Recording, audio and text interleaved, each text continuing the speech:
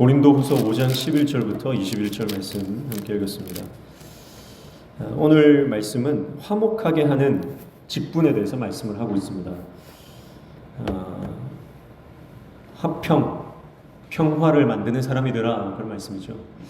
왜냐하면 예수님께서 이 땅에 오셔서 하나님과 우리의 사이를 화목하게 하셨고, 이제는 그 화목하게 하는 그 직분, 그 사명이 그 화목하게 함을 입은 저와 여러분들에게 있기 때문에 그렇습니다. 화목이라고 하는 단어는 이 카탈라게라고 하는 이 헬라어인데요. 이것은 서로 이 적대 관계에 있었던 두 사람의 관계가 회복되는 것을 의미합니다. 그러니까 상대편과 내가 완전히 적이 된 거예요. 근데 그 관계가 회복되는 걸 말하는 거예요. 그래서 원수 같은 사이가 친구로 변하는 것, 그것이 화목하게 되는 것입니다. 당시에는요, 이 성경이 쓰여지는 당시에는 이 화목하게 하려면, 이제 양자 간의 화해를 하려면 가해자가 피해자를 먼저 찾아가서 그에게 손을 내미는 것이 통상적인 그런 방법이었습니다. 피해자가 먼저 손을 내미는 법이 없었어요. 피해를 입힌 사람, 상처를 준 사람, 손해를 끼친 사람이 그 피해를 입고 손해를 입은 사람에게 다가가서 배상을 해주는 거죠. 그리고 가해자가 먼저 손을 내밀고 찾아감으로써 화해가 이루어질 수 있는 겁니다. 근데 하나님은 그런 방법과 정반대의 방법을 쓰셨죠. 하나님은 죄인인 인간을 먼저 찾아오셨습니다. 그래서 아들 예수 그리스도를 이 땅에 보내셔서 십자가에 못 박혀 죽으심으로 하나님이 먼저 우리에게 찾아오셔서 우리와 화목을 이루셨다라고 하는 것입니다. 그러니까 사실은 사람이 가해자거든요. 굳이 가해자, 피해자 이렇게 나누자면 하나님이 사실 피해자예요. 그러니까 인간이 먼저 나가야 되는 게 맞는데요. 인간이 하나님께 나아갈 길이 없는 거예요. 그러니까 하나님께서 먼저 찾아오셔서 화목하게 하는 그 길을 열어주신 것입니다. 세상 통념으로 당대의 사람들이 생각할 때에 도무지 이해할 수 없는, 세상 통념으로는 이해될 수 없는 놀라운 사랑입니다. 그게 하나님의 사랑이죠. 그리고 이 화목이라고 하는 것은요, 단지 이 관계가 일시적으로 회복되는 것이 아니라 지속적인 관계를 유지하는 것을 말합니다. 그래서 한번 용서를 구하고 한번 배상을 해서 뭔가 값을 치렀다라고 해서 끝나는 것이 아니고요.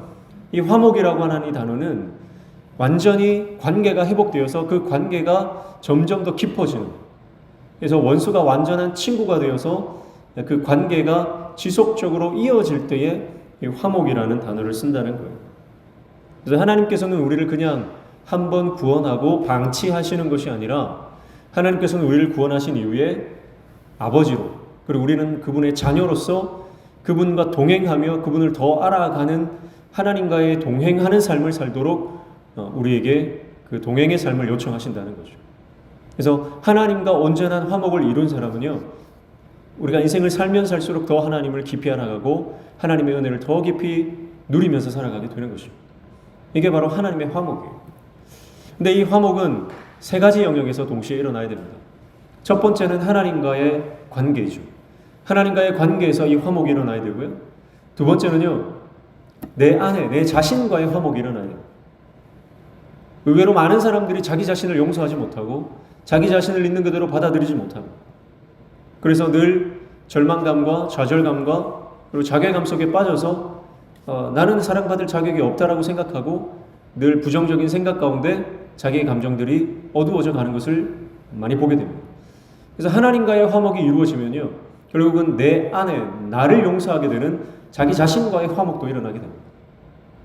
그리고 마지막으로는 타인과의 관계도 회복되게 되는 거죠. 타인과의 관계, 대인 관계에서도 이 화목이 이루어지게 되는 것입니다. 이게 바로 하나님께서 주시는 화목의 세 가지 모습이라 이렇게 볼 수가 있겠습니다. 그래서 진짜 제대로 하나님을 만난 사람, 진짜 제대로 예수 그리스도를 인격적으로 만나고 변화된 사람, 그 사람은 하나님과의 화목을 이루고 그리고 나를 향한 화목과 그리고 다른 사람들을 향한 화목이 동시에 일어나게 되는 것입니다. 하나님은 잘 믿는데, 나는 하나님을 잘 믿는다고 하는데 자기 자신도 용납하지 못하고 또 다른 사람과의 관계도 계속해서 이 정상적인 관계로 회복되지 않는다라고 하면 정말 내가 하나님 제대로 만난 것인가, 내가 정말 예수 믿는 것인가라고 하는 이 처음 질문으로 돌아가야 하는 것입니다. 오늘 고린도후서 5장 11절로 21절 읽었는데요. 오늘 말씀들을 통해서 그러면 정말 우리가 하나님과 화목한 모습이 어떤 모습인가, 그리고 어떻게 살아가야 하는가, 그것을 사도 바울이 말씀을 하고 있는데 우리 한 본문을 통해서 살펴보도록 하겠습니다.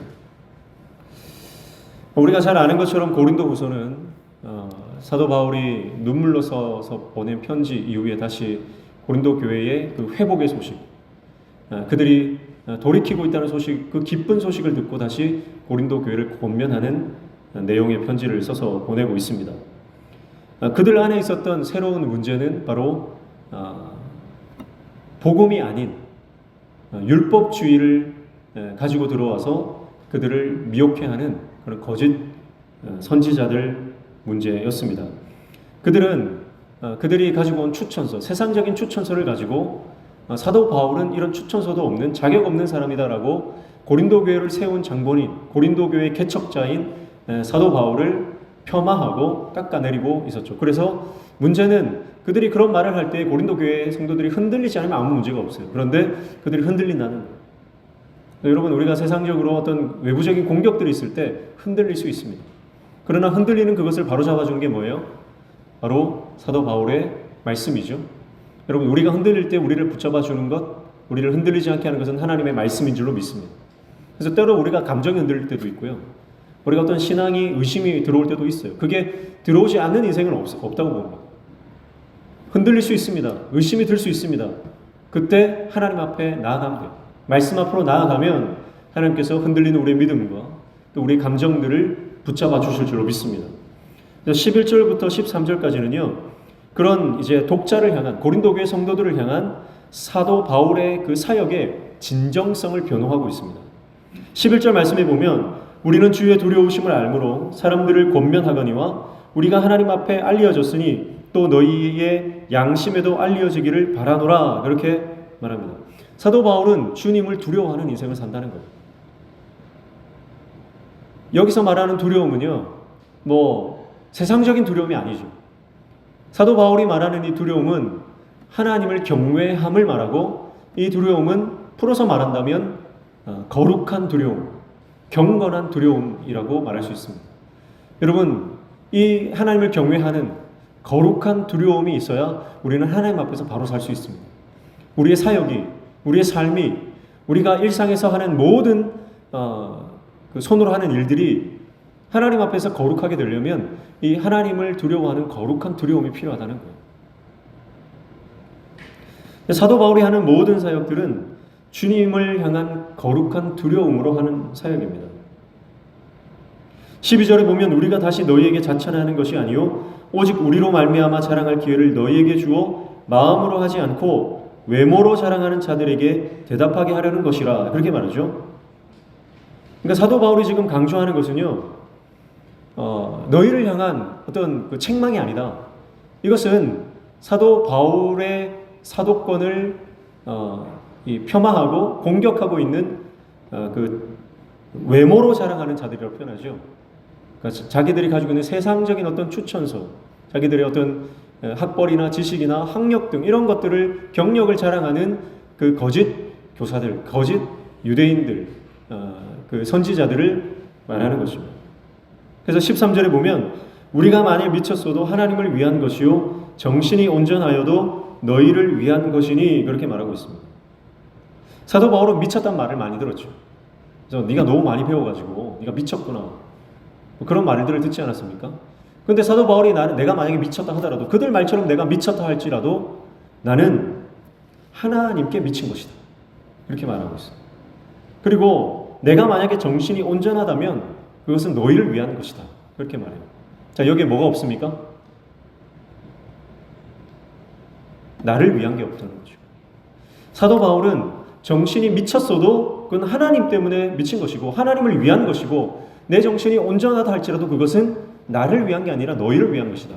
그러니까 사도 바울의 삶은요, 온전히 하나님과 하나님께서 맡기신 영혼들을 향해서 온전히 향해 있다는 것을 알 수가 있습니다. 세상엔 두 가지 사람이 있죠. 나를 위해서 사는 사람. 아침에 우리가 전도서를 통해서 보지만 자기만을 위해서 부를 축적하는 사람, 이와 같은 사람입니다. 근데 그런 자기만을 위해서 부를 축적하는 사람들의 결말이 뭐라고 했습니까? 어둠 속에서 걱정하고 병들고 분노하는 것이다 그랬어요. 더 많이 가지기 위해서 걱정하고 애를 쓰는 인생, 그것 때문에 몸과 마음이 병드는 인생, 또 다 쓰지 못해서 노심초사하고 그러면서 나는 내가 왜 이걸 다 쓰고 가지 못할까 마음속으로 분노가 일어나고 내가 버는 돈 다른 사람이 있으면 어떡하나 그렇게 걱정하면서 몸과 마음이 병드는, 그게 자기 자신만을 위해서 부를 축적하는 사람의 결과다 그랬어요. 그러나 나를 위해서가 아니라 하나님께서 나에게 주신 것을 자족하며 감사하며 내 옆에 있는 사람을 돌아보고 손을 펴며 나눌 수 있는 사람, 그 사람에게는 하나님께서 선하심과 아름다우심을 주신다. 인생에 낙을 주신다는 거예요. 사도 바울은요, 자기 삶에 집착하지 않았습니다. 자기 생에 집착하지 않았죠. 그래서 하나님을 위해서, 그리고 하나님께서 맡기신 영혼들을 위해서 자기 자신을 온전히 포기하고 내어줄 수가 있었던 거죠. 그리고 그 안에는 세상이 줄 수 없는 참된 기쁨과 영광이 있었다고 하는 것입니다. 사랑하는 성도 여러분, 오늘 저와 여러분이 나를 위해서 살아가는 이기적이고 자기중심적인 개인주의에 빠져있는 인생이 아니라 하나님의 은혜를 내가 감당할 수 없는 그 하나님의 놀라운 사랑 때문에 내 인생이 하나님과 하나님께서 맡기신 영혼들을 위해서 주의 몸된 교회와 하나님 나라의 영광을 위해서 살아갈 수 있는 하나님의 거룩한 종들 다 되시기를 축복합니다. 그래서 나는 하나님께 미쳤다는 거죠. 여러분, 사도 바울이 이런 고백을 할 수 있다는 것은요, 여러분, 사도 바울이 전심으로 하나님을 사랑했기 때문에 그렇습니다. 결국 우리 인생은 어디에 미쳐 있느냐? 모든 사람은 무엇인가에 반드시 빠져 있습니다. 뭔가를 집착하고 있어요. 뭔가에 미쳐 있습니다. 여러분, 우리 인생이 내가 정말 집착하고 놓지 못하고 내가 그것이 전부라고 생각하는 게 있어요. 그게 건강일 수 있고 자녀일 수 있고 명예일 수 있고 그게 돈일 수 있죠. 그러나 여러분, 우리 인생의 가장 소중한 정말 휴유증이 없는 진정한 가치, 진정한 의미, 진정한 행복, 진정한 복을 주시는 그것은 바로 하나님께 우리의 인생을 드리며 그분을 사랑하는 것인 줄로 믿습니다. 거기에는요, 그 어떤 후유증이 없죠. 한 여자를 열렬히 사랑하면 그 여자만을 바라보게 되어 있습니다. 그렇죠? 내가 그 사람만 사랑하면, 그 사람에게 미쳐 있으면 다른 사람이 보이지 않습니다. 내가 정말 그 사람을 사랑하기 때문에 다른 사람은 눈에 들어오지가 않죠. 눈에 콩깍지가 씌어서 그렇습니다. 여러분, 우리는 영적인 것에 콩깍지가 씌입니다. 하나님께서 주시는 영원한 복, 그 영원한 생명, 하나님께서 주시는 그 놀라운 하나님 나라의 영광에 우리가 콩깍지가 씌어야 될 줄로 믿습니다. 그게 믿음의 눈이에요. 그래서 자기 자신의 그 사역에 대한 진정성을 말하는 거죠. 얼마나 하나님을 두려워하며, 그리고 내가 하나님을 얼마나 사랑하며, 그리고 하나님께서 맡겨주신 영혼들을 위해서 내가 이 사역을 하고 있느냐. 자, 여기에서는요, 세상적인 어떤 그 사도 바울을 공격하는 사람들이 가지고 왔던 세상적인 추천서 이런 게 없는 거예요. 하나님을 사랑하는 그 사랑이 저와 여러분의 가장 소중한 스펙이 되는 줄로 믿습니다. 세상적인 스펙을 많이 쌓으려고 하는 시대에 우리가 살고 있지만 하나님께서 보시는 진정한 스펙은 내가 얼마나 하나님을 경외하며 하나님을 사랑하는가를 보시는 거예요. 그게 우리의 사실은 하나님께 내세울 수 있는 유일한 스펙이죠. 내가 세상에서 어떻게 살았고, 세상에서 뭐 얼마나 이뤘고, 내가 얼마나 많은 뭐 자격증을 가지고 있고, 경력을 내가 가지고 있다. 이것은요, 하나님께 하나도 내세울 게 없습니다. 사도 바울은 그러한 모든 것들을 배설물처럼 여겼다는 거예요.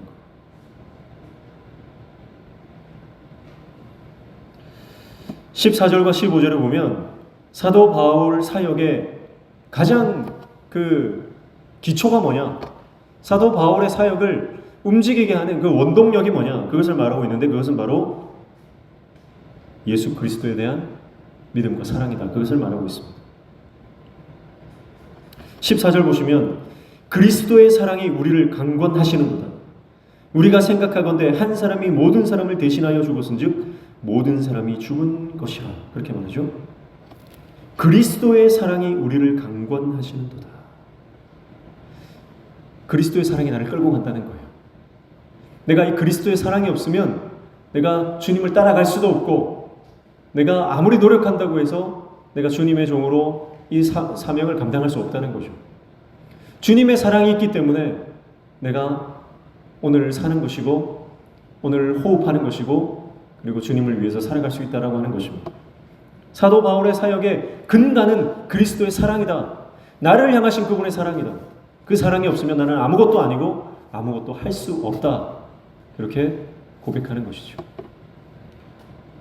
여러분, 우리가 교회 신앙생활하고 또 봉사활동을 하고 또 여러 가지 사역을 하고 교회에서 많은 이 섬김을 하잖아요. 그 섬김의 원동력이 뭡니까? 그 섬김의 원동력이 그리스도의 사랑이 아니면 언제나 우리의 사역은 실패할 수 있습니다. 아니, 이미 우리는 실패하고 있는 것입니다. 그러나 우리가 아무리 작은 일을 감당한다 할지라도요, 그리스도의 사랑 때문에 그 사랑에 감격하여 내가 쓰레기를 하나 줍고 설거지를 하고 주차 관리를 하고 교회에서 성가대를 하고 교회에서 여러 직분을 감당한다면, 여러분, 예수 그리스도의 사랑이 그것을 가능하게 한다면 여러분, 그것은 이미 하나님께서 기뻐 받으시는 귀한 사명자의 삶이 되는 줄로 믿습니다.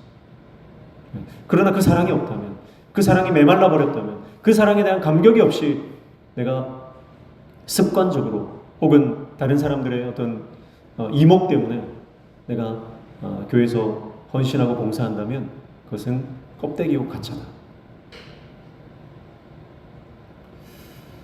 15절에 보면 그가 모든 사람을 대신하여 죽으심은 살아있는 자들로 하여금 다시는 그들 자신을 위하여 살지 않고 오직 그들을 대신하여 죽었다가 다시 살아나신 이를 위하여 살게 하려 함이라. 그렇게 말하죠.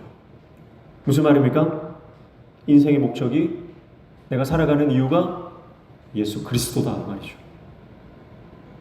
내가 예수 때문에 산다는 거예요. 예수 아니면 나는 아무것도 아니고, 예수가 아니면 나는 빈 껍데기에 불과하다. 그렇게 말씀하고 있는 것입니다. 그래서 오늘 결국은 화목하게 하는 직분을 주셨다라고 하는 것인데요. 결국은 화목하게 하는 직분은 우리가 새로운 피조물이 되었기 때문에 가능한 거죠. 17절에 보시면 그런즉 누구든지 그리스도 안에 있으면 새로운 피조물이라 이전 것은 지나갔으니 보라 새 것이 되었도다. 새로운 피조물, 새 것이 되었다는 겁니다. 새 피조물의 증거, 그것이 뭡니까? 화목하게 된 모습입니다. 화목하게 하는 삶을 살아가는 것입니다. 그러니까 여러분, 화목하게 된 것을 우리가 어떻게 할 수 있습니까? 내가 주님과의 관계가 회복되고 내가 그 주님의 화목을 경험했고 이제 그 주님의 화목을 증거하는 삶을 살아가는 그 증거가 어디 있습니까? 첫 번째 증거는요, 오늘 15절이에요. 인생의 목적이 오직 예수 그리스도가 되었느냐라고 하는 것입니다. 여러분, 여러분이 살아가는 목적이 예수 그리스도이십니까? 그것이 내가 새로운 피조물이 된 증거인 줄로 믿습니다. 내가 교회는 다니는데, 세례는 받았는데, 직분은 받았는데, 교회를 내가 30년, 50년을 다녔는데 내가 변화되었는가? 내가 하나님의 자녀인가? 내가 새로운 피조물로 거듭났는가? 헷갈리는 분들이 있다면 오늘 점검해 보십시오. 첫 번째, 내 인생의 목적이 예수 그리스도인가? 예수 그리스도가 내 삶의 목적이 되면 사는 것도 죽는 것도 주님을 위해서 하게 되는 줄로 믿습니다. 살아가는 것에 집착하지 않고 죽는 것에도 두려워하지 않습니다. 왜냐하면 살고 죽는 목적이 예수 그리스도가 되기 때문에 예수 그리스도만 내 안에서 사신다면 나는 살아도 복이요 죽어도 복인 줄로 믿습니다. 그런데 여러분, 예수 그리스도가 목적이 아닌 사람이 있다는 거예요. 목회자인데 목회자가 목회하는 목적이 목회하는 그 근간이 예수 그리스도가 되어야 되는데 예수 그리스도가 아니라 뭐 유명한 목회자가 되고 많은 성도를 모은 뭐 그런 내가 성공적인 사역을 하는 것이 그것이 목적이 되면 그것이 우상이 되는 거죠. 그게 누수단 아닙니까? 그게 노뱀, 노초각이죠. 여러분, 살아가는 목적이 뭡니까? 자식들 잘 키우는 게 살아가는 목적입니까? 통장에 많은 예금을 쌓아놓는 것이 삶의 목적입니까? 그래서 매일매일 쳐다보면서 기뻐하는 것, 여러분, 그게 삶의 목적이에요. 통장에 찍힌 액수를 들여다보면서 매일 그것만 들여다보고 기뻐한다면 여러분, 돈이 삶의 목적입니다. 매일 내 자식만 쳐다보고 자식만 바라보고 자식 바라기가 되었다면 자식이 삶의 목적이죠. 남편이, 아내가, 내 가족이 그렇다면 가족이 삶의 목적이 된 것입니다. 그게 건강이든 여러 가지 우리 인생에서 삶의 목적이 될 수 있죠. 그러나 예수 그리스도가 내 삶의 목적이 되면 주님만으로 만족하고 주님만으로 기뻐하게 되는 줄로 믿습니다.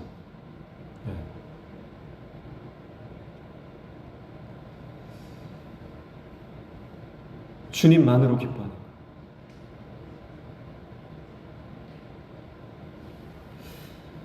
16절 보시면 그러므로 우리가 이제부터는 어떤 사람도 육신을 따라 알지 아니하노라. 비록 우리가 그리스도도 육신을 따라 알았으나 이제부터는 그같이 알지 아니하노라. 그렇게 말씀하고 있습니다. 자, 이전에는 육신을 따라 알았다. 그러나 지금은 그렇지 않다는 거예요. 무슨 말입니까? 인생을 바라보는 관점이 바뀌었다는 거죠. 네. 이전에는 육신의 관점으로, 세상적인 관점으로 알았다는 거예요. 그러나 지금은 그 육신의 관점을 벗어버렸다. 17절에 보면 16절 중반에 보면 그리스도도 육신을 따라 알았다. 이게 무슨 말이에요? 그리스도도 육신을 따라 알았다. 그러니까 사도 바울이 이 육신의 시각을 가지고 있을 때는 예수님이 누굽니까? 그는 그냥 목수의 아들이었어요. 그는 그냥 평범한 목수의 아들로 태어난 사람일 뿐이었다는 거예요. 오늘날로 말하면 오늘날 세상적인 시각으로 예수님을 보면 예수님은 누굽니까? 예수님은 그저 4대 성인 중에 한 명이라는 거예요. 그냥 좀 훌륭한 사람이라는 거죠. 근데 사도 바울의 이런 관점이 완전히 바뀝니다. 어떻게 바뀝니까? 예수님은 하나님이시다. 예수님은 구세주이시다. 메시아시다라고 하는 나의 유일하시고 완전하신 나의 구원자라고 하는 관점으로 바뀌게 되는 거죠. 그래서 육신을 따라 그리스도를 알았지만 이제는 예수님이 누군지 정확하게 안다는 거죠. 그의 육신적인 관점, 세상적인 관점이 완전히 바뀌었다라고 하는 겁니다. 여러분, 이게 내가 새로운 피조물이 된 두 번째 증거입니다.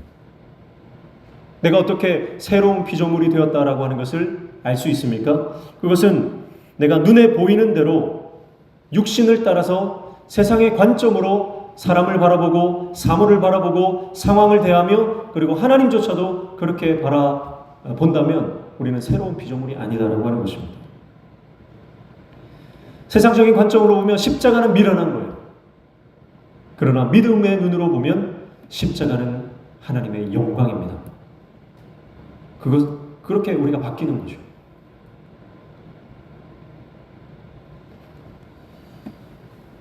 상황을 바라볼 때도 우리는 눈에 보이는 대로 판단합니다. 그래서 절망하고 좌절합니다.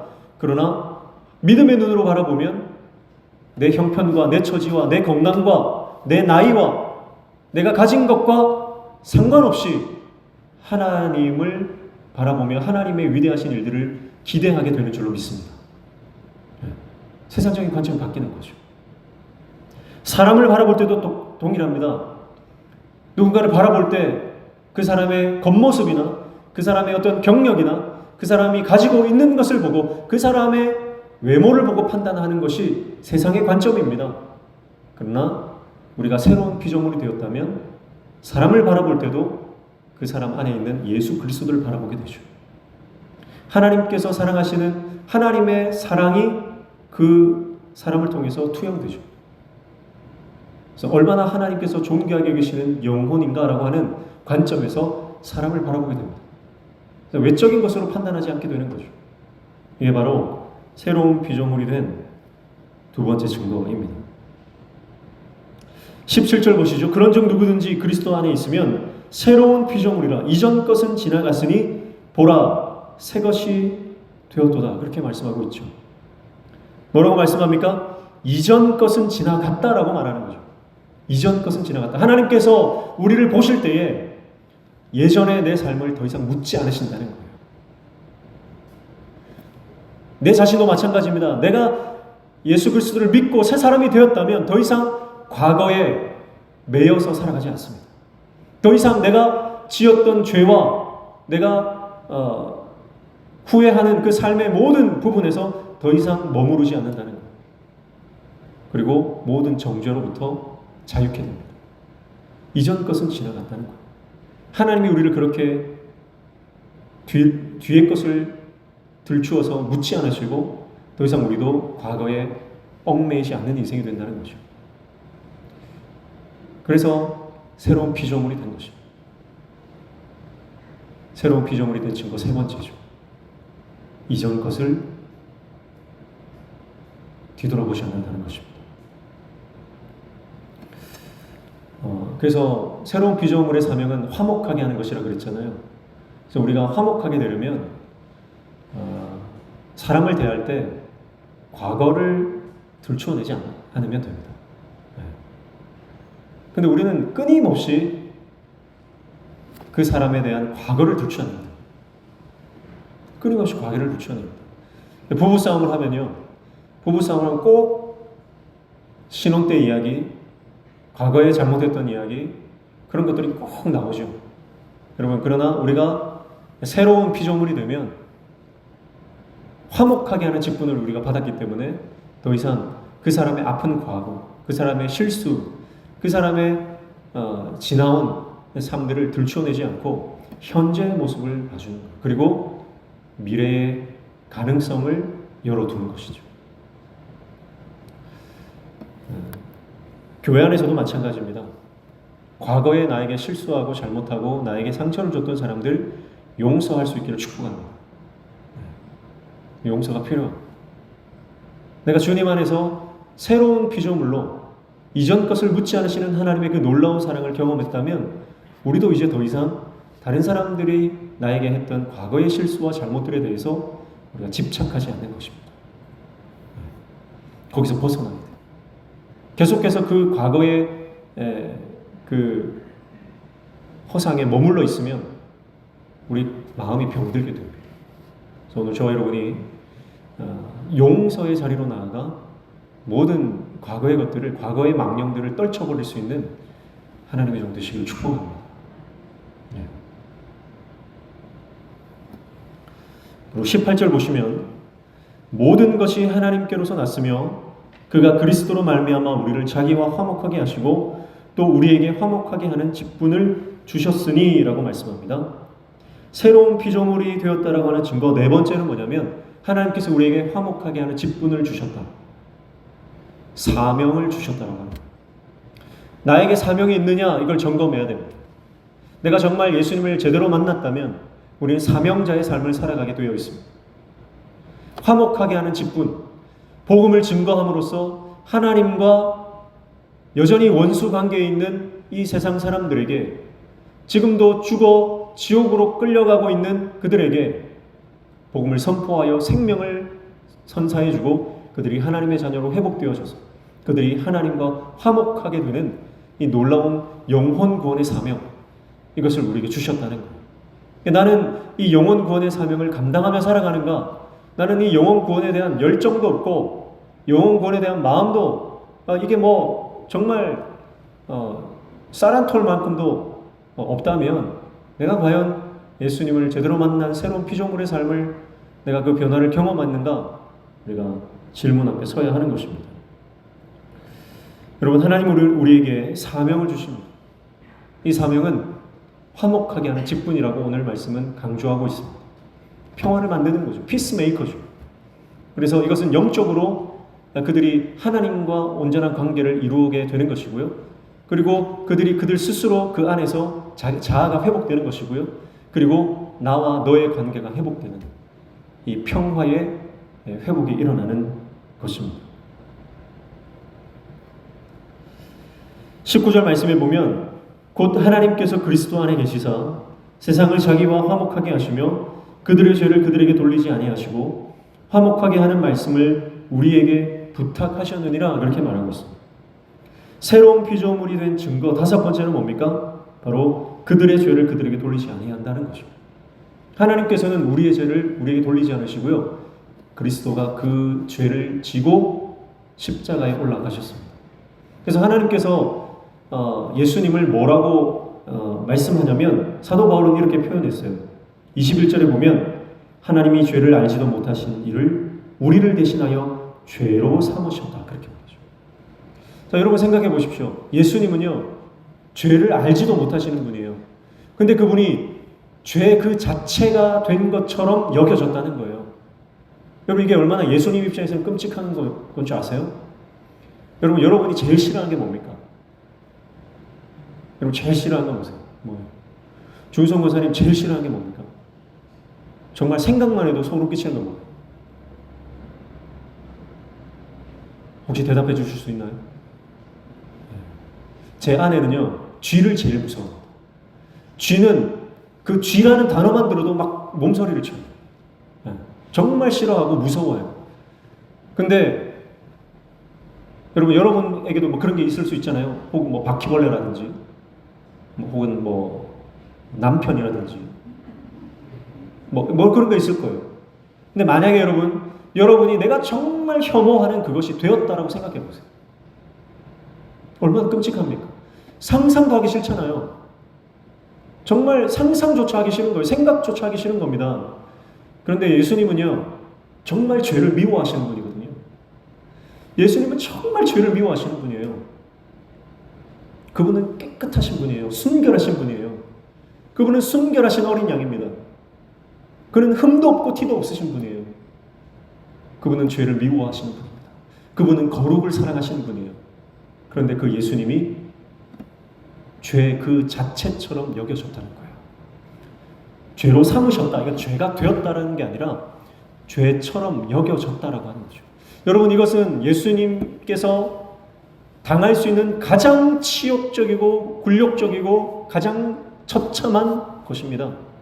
그런데 예수님 그 길로 가셨다는 거예요. 예수님이 이 땅에 오셔서요, 죄인들을 만나십니다. 근데 예수님은요, 죄를 미워하신 분이라 그랬잖아요. 그러니까 죄인들을 만날 수 없는 분이에요. 죄인들을 만날 수 없는 분이에요. 왜냐하면 예수님은 죄를 미워하시거든요.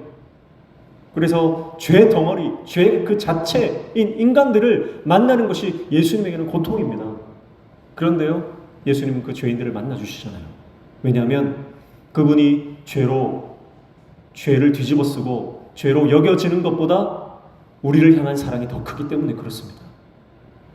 그게 하나님의 사랑이고 그게 예수 그리스도를 이 땅에 보내신 하나님의 은혜죠. 그것이 예수님이 우리를 향한 그분의 정말 말할 수 없는 그 은혜고 사랑입니다. 여러분, 우리는 예수님이 죄와 양립할 수 없는 분인 것을 우리는 기억해야 됩니다.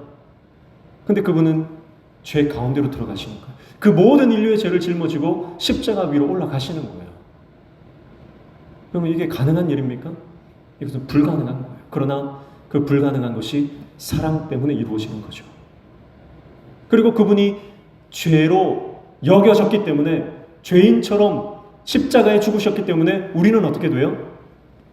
우리는 21절 하반절에 보면 우리로 하여금 그 안에서 하나님의 의가 되게 하려 하심이라. 우리는 의가 됐다는 거예요. 그분이 죄인처럼 되셨기 때문에 저와 여러분이 의인이 됐다는 거예요. 의인으로 우리를 여겨주시는 거죠. 우리를 의인으로 삼아주시는 거죠. 예수 그리스도의 보혈로 우리를 덮어주셔서 죄가 없는 것처럼 인정해 주시는 거죠. 그게 하나님의 사랑입니다. 우리의 죄를 누구에게 돌리지 않았어요? 우리에게 돌리지 않았다는 거예요. 하나님은 그들의 죄를 그들에게 돌리지 않으셨다. 그들의 죄를 오히려 예수 그리스도께로 다 짊어지우시고 그들을 대신하여 예수님께서 그 죄를 짊어지셨다. 그게 우리가 받은 은혜입니다. 그렇다면 우리도 그런 삶을 살아야 되겠죠? 여러분, 우리는 죄인을 색출해내고 어떤 사람을 정죄하고 어떤 상황에서 실수한 사람이 있으면 희생양을 찾아내서 그에게 반드시 마녀 사냥을 하고자 하는 못된 본성이 우리 안에 다 있습니다. 그래서 우리나라 축구 선수들이 16강에 가서 망정이지요. 만약에 16강 못 갔다, 조별 예선에서 탈락을 했다 그러면요, 누가 잘못했느니, 누구의 책임이니, 그런 책임론, 그게 불거지지 않았겠습니까? 성과가 있으면 치하하지만 성과를 내지 못하면 완전히 책임자를 색출해내서 그를 완전히 매장시켜버리는 것이 그게 인간의 본성이에요. 16강에 올라갔으니까 망정이죠. 16강 올라갈 확률이 굉장히 적었을 때 갑자기 사람들이 손흥민 선수를 비난하기 시작하더라고요. 정말 저는 그거 보면서요, 너무 소름이 끼치더라고요.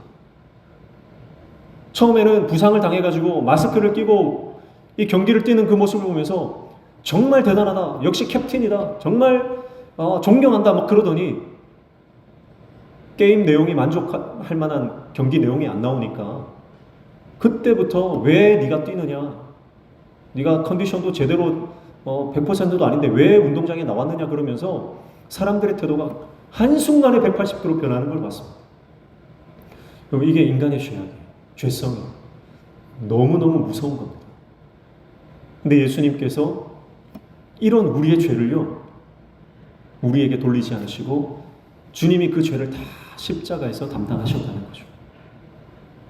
여러분, 그 사랑, 그 은혜로 말미암아 저와 여러분도 사람을 품고 정죄하지 않으시는 우리 주님처럼 자녀들의, 남편의, 아내의, 교회 성도들의, 우리 구역 식구들의, 성도들이 사랑으로 모든 것을 덮어주고 끌어안아주고 용납하며 사랑할 수 있는 믿음의 공동체 되기를 축복합니다. 그게 바로 내가 새로운 피조물이 된 5번째 증거입니다. 그래서 끊임없이 예수 믿는다고 하면서도, 직분을 받았다고 하면서도 끊임없이 정죄하고 편을 가르고 사람을 죽인다면요, 그 사람 정말 예수 믿었는가? 예수님을 제대로 만났는가? 그 질문 앞에 먼저 서야 되는 거예요. 여러분, 자기 자신을 말씀의 거울 앞에 비춰보시기를 축복합니다.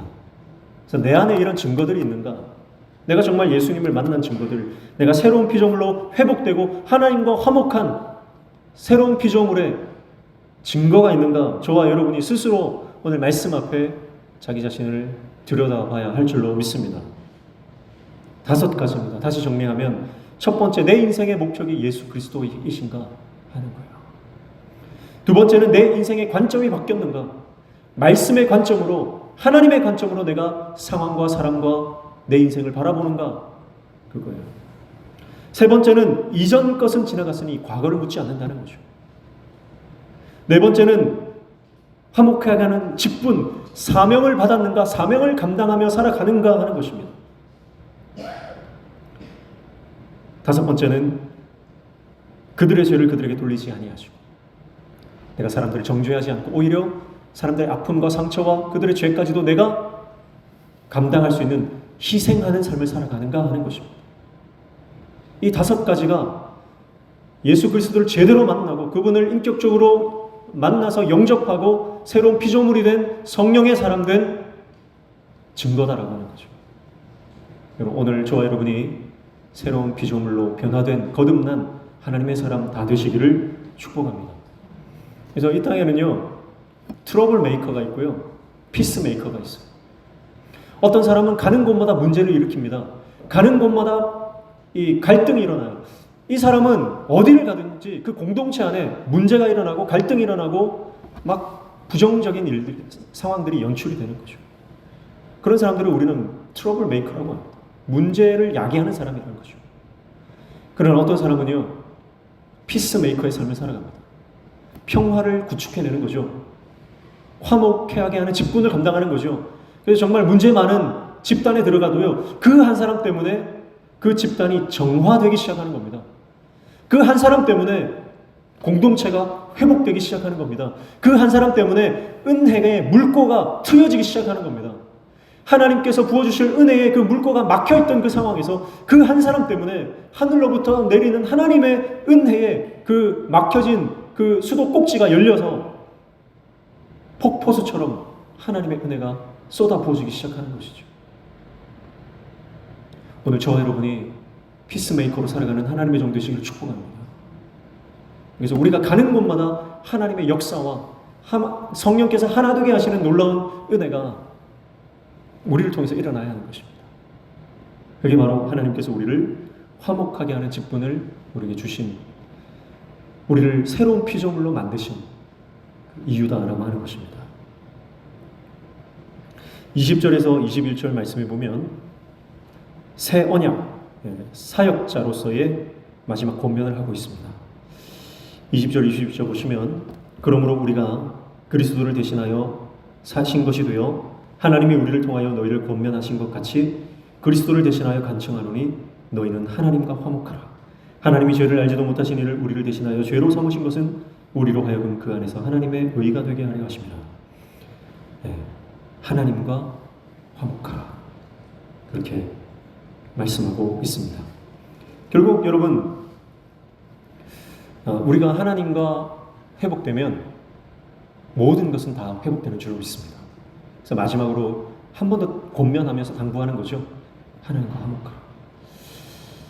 그래서 하나님과의 관계가 가장 먼저고요. 그 하나님과의 관계가 회복되면 내 안에 자아를 바라보는 관점이 새롭게 생기고 나와의 관계가 회복된다 그랬죠. 그리고 다른 사람과의 관계도 회복되게 되는 것입니다. 임신을 하면 새 생명을 잉태를 하게 되면요,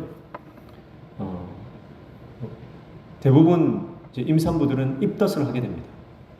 경중 또 그 기간의 차이는 있지만 반드시 입덧을 하게 돼요. 그래서 새 생명이 내 안에 있으면 그 생명을 탄생시키기 위한 하나의 과정이라고 볼 수 있죠.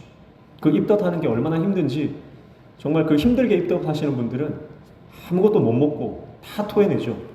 그 과정들을 겪어야만 한 생명을 탄생시킬 수 있다고 하는 것입니다. 여러분, 하나님께서 오늘 저와 여러분에게 이전 것은 지나갔으니 보라 새 것이 되었도다, 새 생명을 우리에게 허락하신 줄로 믿습니다. 그렇다면 우리는 영적인 입덧을 해야 된다는 거예요. 영적인 입덧. 그래서 우리에게 새로운 생명을 주셨기 때문에 세상을 향한 입덧이 시작되어야 한다는 것입니다. 이것은 고통스러운 것입니다. 그러나 생명을 구원하고 한 영혼 살려내기 위해서 반드시 필요한 과정입니다. 신앙생활하는 것이 마냥 행복한 것이 아니라 때로는 정말 고달프고 힘겨운 여정입니다. 왜냐하면 사랑이라고 하는 것이 그런 것이기 때문에 그래요. 사랑이라고 하는 속성은 고통스러운 것, 그저 달콤한 것이 아닙니다. 그저 달콤한 사랑은 그냥 에로스의 사랑이죠. 그러나 하나님의 사랑은 아가페의 사랑이에요. 이 아가페의 사랑은요, 부모가 자식을 사랑하듯이 조건 없이 아무런 대가 없이 하는 사랑이기 때문에 짝사랑과 같고 고통스럽습니다. 그러나 우리는 이 영적 입덧의 과정을, 고통의 과정을 사랑하기 때문에 감당해야 할 줄 믿습니다. 사도 바울이 지금 그런 상황 가운데 있죠. 고린도 교회 성도들을 가슴에 품고 영적인 입덧을 하는 거예요. 오늘 저와 여러분이 하나님께 주신 새 생명 때문에, 그리고 우리에게 맡겨주신 그 영혼들 때문에 우리가 이 영적인 입덧을 하는, 그래서 정말 고통스럽고 때로는 힘겨울지라도 믿음을 포기하지 말고 날마다 주님 앞에 기도함으로 하나님 주신 능력으로 이 사명의 모든 삶을 승리하며 살아가는 저와 여러분 되시기를 주님의 이름으로 축복합니다. 네. 찬양하겠습니다. 찬송가 190장